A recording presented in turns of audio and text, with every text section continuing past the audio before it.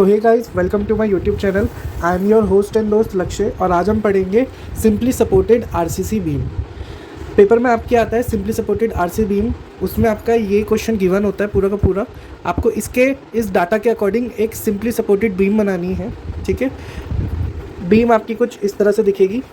ये आपकी simply supported beam का एल सेक्शन है, मीन्स लॉन्गिट्यूडनल सेक्शन। अब हम इसकी कैलकुलेशन पढ़ेंगे आज। तो इसके लिए हमें सबसे पहले क्लियर कवर ऑफ स्टिरप्स और एंड कवर ऑफ बार जो होता है वो 20 mm लेना होता है। अब क्लियर कवर और एंड कवर क्या होता है, आप जैसे इस ड्राइंग में देख रहे हैं, यहाँ पे आपको क्लियर कवर दे रखा है। ये जो गैप दे रखा है ऊपर से और साइडों से, that is known as clear cover and end cover. Clear है गाइज, ये आपको हर बीम में 20 का लेना है। ये आपका 20 mm होता है बीम एंड स्लैब के लिए। Next, clear span of beam आपको 4.6 मीटर दे रखा है। इसको आप mm में चेंज कर लोगे तो 4600 mm हो जाएगा।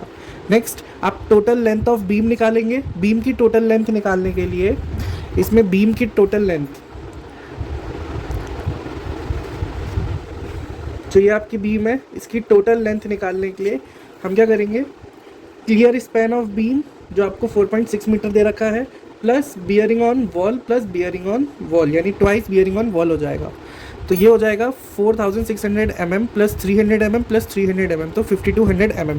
अब ये बियरिंग ऑन वॉल क्या है, क्वेश्चन में बियरिंग ऑन वॉल 400 mm दे रखा है। तो यहाँ पे देखिए, बियरिंग ऑन वॉल का मतलब होता है कि आपकी बीम कितना बियर हो रही है वॉल के ऊपर। तो ये वाला डिस्टेंस जितना आ रहा है that is known as bearing on wall. तो बियरिंग ऑन वॉल कितना दे रखा है आपको, 300 mm दे रखा है। इनको प्लस करने के बाद आपके पास टोटल लेंथ ऑफ बीम आ गया 5200 mm। अब हम निकालेंगे length of main straight bar.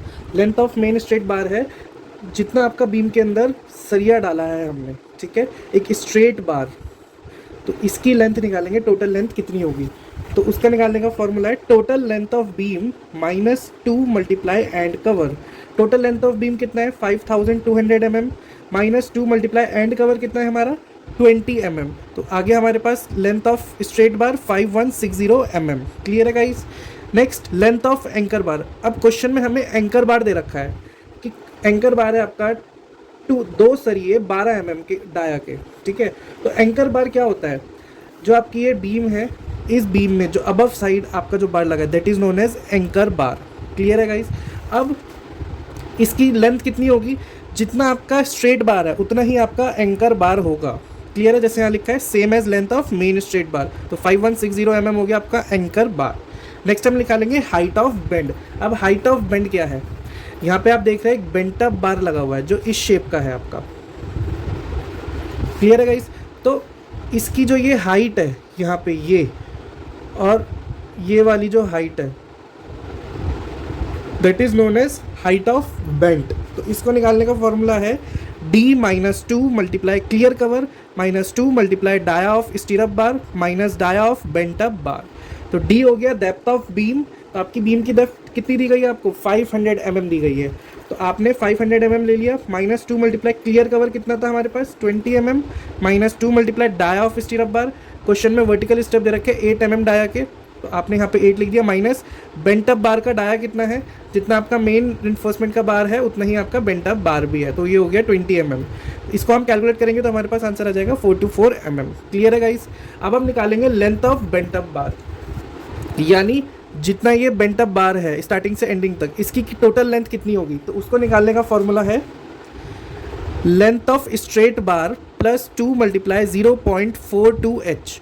Length of straight बार कितना है हमारे पास 5160 प्लस 2 मल्टीप्लाई 0.42 मल्टीप्लाई h कितना निकाला हमने 424 mm। तो कैलकुलेट करके हमारे पास आ गया 5516 mm। क्लियर है guys length of bent up bar. Next हम निकालेंगे नंबर ऑफ स्टीरअप्स। अब स्टीरअप्स क्या होते हैं डायग्राम के अंदर, ये जो आप वर्टिकल लाइन देख रहे हैं ना, दो स्ट्रेट बार्स के बीच में जो वर्टिकल बार डले हुए that is known as vertical stirrups. Clear है गाइस। अब ये कितने लगेंगे, तो उसका फॉर्मूला है हमारे पास effective span of beam divided by spacing of stirrup plus 1। तो इफेक्टिव स्पैन ऑफ बीम कितना है हमारे पास, आपका क्लियर स्पैन है, आपका जो बियरिंग ऑफ वॉल है उसका हाफ ले लेंगे, यानी 150 इधर और 150 mm इधर ऐड कर देंगे इसके अंदर। तो हमारे पास टोटल आ गया ये 4900 mm।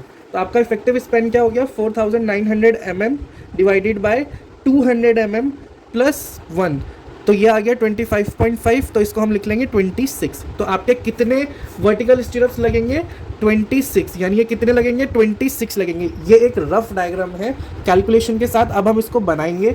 आई होप कि आपको सारी की सारी कैलकुलेशन क्लियर हो गई होगी। एक और चीज़, इसकी जो नंबर्स है वो बहुत ज़्यादा है, तो हम इसको अपनी ड्राइंग शीट पे नहीं बना सकते, तो इसलिए हम इसमें स्केल लगा रहे हैं। हमारा जो स्केल है वो है 1/20, यानी जितनी भी कैलकुलेशंस है इस ड्राइंग के अंदर वो आप 20 से डिवाइड करेंगे, उसके बाद ही उसको ड्राइंग पर बनाएंगे। पार्ट 1 में बस इतना ही। पार्ट 2 में अब मैं आपको ड्राइंग बना के दिखाऊंगा। अगर उसमें आपको कोई डाउट होंगे तो आप तभी पूछ लीजिएगा। आज के लिए बस इतना ही। जुड़े रहे मेरे साथ नेक्स्ट पार्ट में।